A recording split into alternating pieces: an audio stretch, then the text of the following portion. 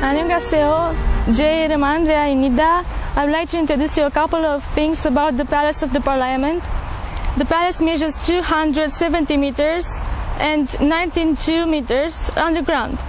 It has 1,100 rooms, 2 underground parking garages, and it's 12 stories tall with 4 underground levels, currently available for the general public in use. The structure combines elements and motifs from multiple sources and in an eclectic neoclassical architectural style. The building is constructed almost entirely from materials originating in Romania. Most of them come from Transylvania.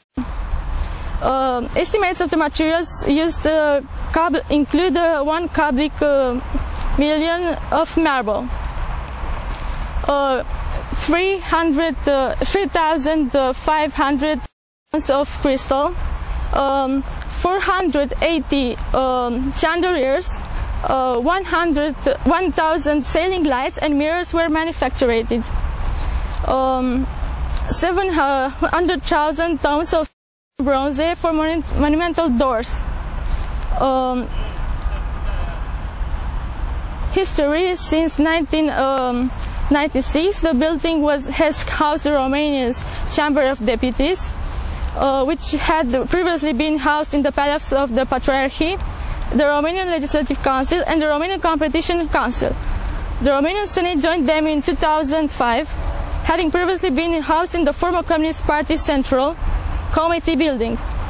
The palace also contains a massive array of miscellaneous conference halls, rooms, salons used for a wide variety of other purposes. In 2008-2004, a glass annex was built alongside external elevators.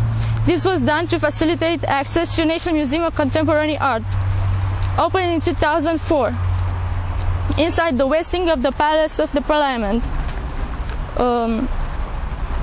The cafeteria for use of the legislators has been refurbished.